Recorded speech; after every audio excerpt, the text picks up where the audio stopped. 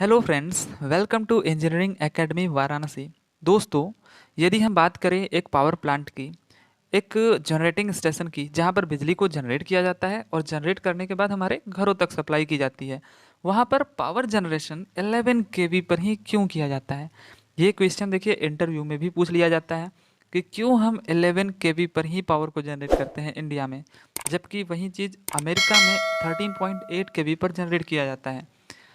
हम 11 केवी से कम वोल्टेज पर भी तो जनरेट कर सकते थे पावर को, या फिर जैसे सपोज कर लीजिए 9 केवी, 7 केवी, 5 केवी, या फिर हम 11 केवी से अधिक पर भी तो पावर को जनरेट कर सकते थे, लाइक 22 केवी, 33 केवी, 132 केवी, क्योंकि बाद में तो हम 11 केवी को स्टेप अप करते ही हैं 220 केवी या 400 केवी तक।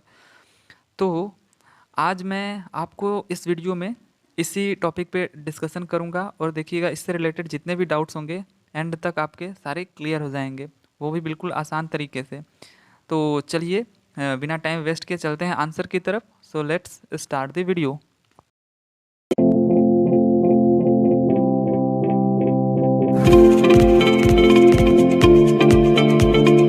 तो दोस्तों, पहले मैं आपको ये बता देता हूँ कि हम 11 केवी से कम वोल्टेज पर पावर को क्यों नहीं जनरेट करते। तो देखिए, इसके कई सारे रीजंस हो सकते हैं, लेकिन मैं आपको एक सिंपल सा रीज़न बताता हूँ जिससे आपको समझ में आ जाएगा। तो जैसा कि आप देख सकते हो यहाँ पे इमेज में, ये यूनिट्स हैं। यूनिट्स का मतलब जिसमें बड़े बड़े अल्टरनेटर्स लगे होते हैं पावर को जनरेट करने के लिए, और इनकी रेटिंग कुछ इस तरह से है। और देखिए, नवो यूनिट्स की रेटिंग अलग अलग है, बल्कि एक यूनिट यहाँ पे आप देख सकते हो बंद भी है, मतलब 8 ही यूनिट इस समय रनिंग पे हैं। तो हम अपने आंसर्स के लिए कोई कोई भी एक यूनिट को सेलेक्ट कर लेते हैं, जैसे कि 500 मेगावाट। अब हम यदि यहाँ से देखें कि जो अल्टरनेटर्स इस यूनिट में लगा हुआ है उसमें कितना करंट फ्लो कर रहा है, तो हम पाएंगे कि इसमें 29.15 किलो एम्पियर करंट फ्लो हो रही है 11 केवी पर। ठीक है, वो भी 11 केवी पे। वो कैसे? देखिए, यहाँ पर हम इस फार्मूले का यूज करके निकाल सकते हैं। यहाँ पर पावर 500 मेगावाट है, वोल्टेज फिक्स है, और मान लेते हैं पावर फैक्टर 0.9 है। ठीक है, ये बस मैं एक एग्जांपल सा ले रहा हूँ। तो देखिए करंट कितना आ जाएगा, करंट 29.1 किलो एम्पियर आ जाएगा। सोचिए कि 29.15 किलो एम्पियर की करंट 11 केवी पर ही है, तो यदि हम इतने ही पावर को जनरेट करने के लिए वोल्टेज 11 केवी से कम करें, तो अकॉर्डिंग टू फार्मूला करंट और इंक्रीज हो जाएगा, मीन्स 29.15 से। देखिए ये, अगर हम सपोज कर लें कि 11 केवी से इसको कम करके 7 केवी पर कर दें, तो देखिए 45.82 किलो एम्पियर मीन्स 45,000 के करीब करंट हो जाएगा। तो अब इतने करंट को सहने के लिए या फिर इतने करंट को झेलने के लिए हमें जो कंडक्टर हमने जो लगाया है अल्टरनेटर से ट्रांसफार्मर तक जो गए होते हैं, अब वो कंडक्टर इनको संभाल नहीं पाएंगे, क्योंकि हमने करंट की अमाउंट को बढ़ा दिया। तो हमें क्या करना होगा, अब वो जो कंडक्टर हमने यूज किया है उसकी थिकनेस को भी तो बढ़ाना पड़ेगा ना, क्योंकि ज़्यादा करंट का मतलब कि हमको ज़्यादा मोटा वायर लगाना पड़ेगा, तभी तो उतने करंट को फ्लो करा पाएगा। इसे हम एक एग्जाम्पल के थ्रू भी देख सकते हैं कि यदि हम एक नल के पाइप को देखें, मान लीजिए इसमें कुछ अमाउंट में पानी फ्लो कर रहा है। अब यदि हम पानी की मात्रा को बढ़ा दें, means if we increase the amount of water, then क्या होगा? ऑब्वियसली हमें पाइप के थिकनेस को बढ़ाना होगा। यही चीज़ यहाँ जो पानी कर रहा है, पाइप के थिकनेस को बढ़ा दे रहा है, वही सेम चीज़ पावर जनरेशन में हो रहा है। यहाँ करंट कंडक्टर के थिकनेस को बढ़ा दे रहा है अपनी अमाउंट को अधिक करके। तो देख सकते हो आप कि दोनों केसेस में क्या हो रहे हैं, आपके कॉस्ट इंक्रीज हो जा रहे हैं, मीन्स खर्चे बढ़ जा रहे हैं। तो हमको एक अलग तरीके का कंडक्टर यूज करना पड़ेगा, मीन्स मोटे मोटे कंडक्टर्स यूज करने पड़ेंगे इतने अमाउंट के करंट को फ्लो कराने के लिए।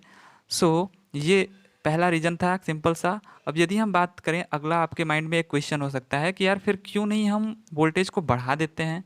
सो डियर फ्रेंड्स, यदि हम वोल्टेज को 11 केवी पर जनरेट ना करके इससे अधिक पर जनरेट करें तो क्या परेशानी होगी? तो देखिए, इससे भी एक परेशानी है। तो देखिए, यदि हम क्या करें, वोल्टेज को 11 केवी से इंक्रीज कर दें, तो क्या होगा कि जो कंडक्टर्स अभी अभी आपने देखा था जो अल्टरनेटर्स पे लगे हुए थे और ट्रांसफार्मर तक जा रहे थे, जिनमें करंट फ्लो हो रहा था, तो उन कंडक्टर्स पे क्या होता है ना कि इंसुलेशन किया गया होता है। अब ये इंसुलेशन क्या होता है, देखिए जैसे कि आप देख सकते हो फिगर में जो आपके घरों में भी आप वायर देखते हो, उस पे टच करने पे झटका ना लगे तो हम उसको कवर किए रहते हैं कंडक्टर्स को, ठीक है। तो बेसिकली यही इंसुलेशन होता है। तो वहाँ पे भी जो उतने मोटे मोटे कंडक्टर्स होते हैं उस पर इंसुलेशन किया गया होता है। अब इस इंसुलेशन का सीधा कनेक्शन वोल्टेज से होता है। मीन्स यदि आप क्या करो, वोल्टेज को बढ़ा दो ना, तो जो उसके इंसुलेशन होते हैं वो क्या कर जाएंगे, ब्रेक कर जाएंगे, मतलब उनका ब्रेक डाउन हो जाएगा। अब इसको भी हम एक एग्जांपल के थ्रू समझ सकते हैं। जैसे कि अभी अभी आपने जो पाइप देखी थी, यदि हम एक वाटर पाइप का एग्जांपल ले, तो और उस वाटर पाइप में सपोज करिए पानी फ्लो कर रहा है, ठीक है। तो अब आपको क्या करना है कि जहाँ से पानी फ्लो हो रहा है, तो जो पानी बाहर निकल रहा है ना, आप उसके मुंह को बंद कर दीजिए। सपोज करिए किसी नदी में से आप पानी को किसी पंप के थ्रू बाहर निकाल रहे हो, तो जहाँ से पानी बाहर निकल रहा है आप उसके मुंह को बंद कर दीजिए। तो ऑटोमेटिक क्या होगा, मुंह बंद करने से अब पानी तो फ्लो नहीं होगा, तो अंदर अंदर बहुत ज़्यादा प्रेशर बन जाएगा पाइप के, और पाइप फट जाएगी, ठीक है। आप इसको शायद देखे भी होंगे। तो सिमिलरली वैसे ही जैसे यहाँ पे पाइप प्रेशर की वजह से फट गया, तो यही चीज़ इलेक्ट्रिकल में जो प्रेशर आप देख रहे हो वो बन जाती है वोल्टेज। मतलब प्रेशर का सीधा कनेक्शन वोल्टेज से होता है।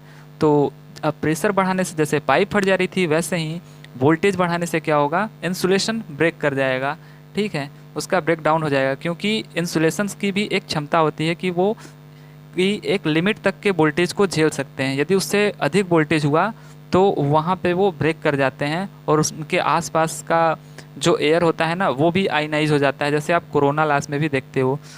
तो देखिए फाइनली इंजीनियर्स ने देखा कि कम वोल्टेज पर भी नुकसान है और ज़्यादा वोल्टेज पर भी नुकसान है। तो इंजीनियर्स ने रिलायबिलिटी, कंपैटिबिलिटी और इकोनॉमिकल कंडीशंस को ध्यान में रखते हुए ये पाया कि 11 केवी इंडिया में पावर जनरेशन के लिए एक परफेक्ट वोल्टेज लेवल है। तो इस वजह से इंडिया में जो पावर जनरेशन की जाती है वो 11 केवी पर ही की जाती है।